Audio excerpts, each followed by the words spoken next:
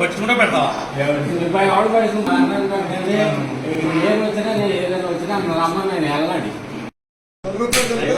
మా నాన్నగారు ఏదో మంది అయితే నేను చేశాను 4 నుంచి మాట్లాడతాడు.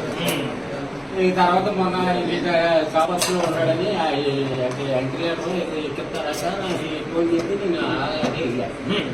ఇక కలిస్తే అడిగి వచ్చేది సర్లేదని వచ్చాము. మరి పార్టీ అంటే నాకు తెలదు.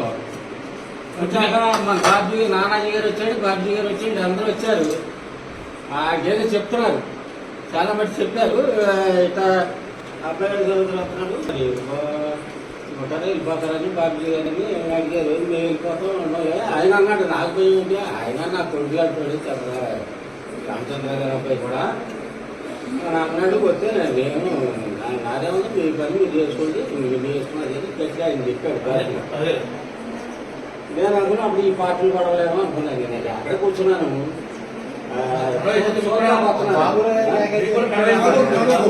నేను అనుకున్నా ఫోటోలు ఈ కెమెరాలు చేస్తున్నారు, ఈ ఫోటోలు చేస్తున్నారు కాబట్టి నేను ఫోటోలు తిరిగా. కండవ చేశారండి, కండవ చేశారు. సెకండ్ ఇచ్చాడు. మంచిదంటే అంటే వీడు ఫోన్ చేశాడు తెల్లారి. ఫోన్ చేసి ఏంటంటే కండవ వేపించుకున్నావు అన్నాడు. నువ్వే చాలు వేసినా కప్పించుకుంటా, నానాజీ గారు కండ వేసినా కప్పించుకుంటా గురి ఫోటో దిగుతా కదా యాన్న. మా పిల్లలు ఎక్కడో ఆశ్చర్యంలో ఉన్న పిల్ల ఈ పిల్లలు వీళ్ళంతా ఫోన్ చేశారు.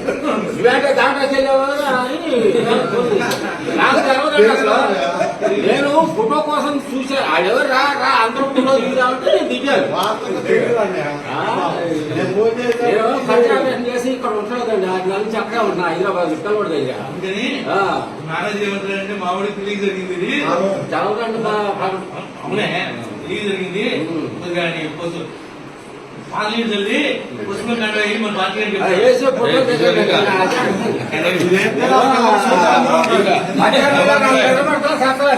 ఫోటో దిగుతాను.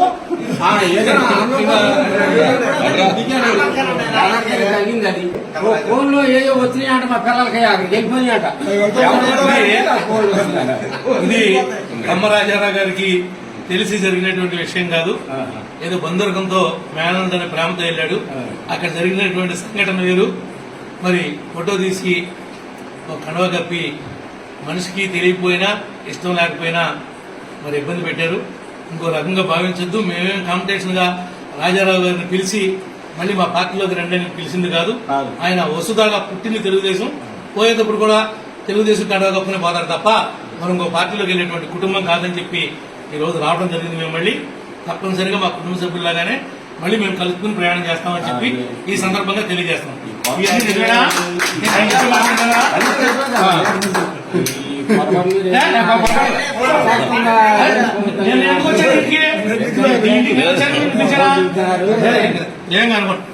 ఏమనుకోరా ఆయన వచ్చి పిల్లలు కూడా ఆయన ఇంటికి వచ్చాడు నా కోసం చెప్పు జరిగింది. అదేగా పిల్లడే ఫోన్ చేయట్లేదు.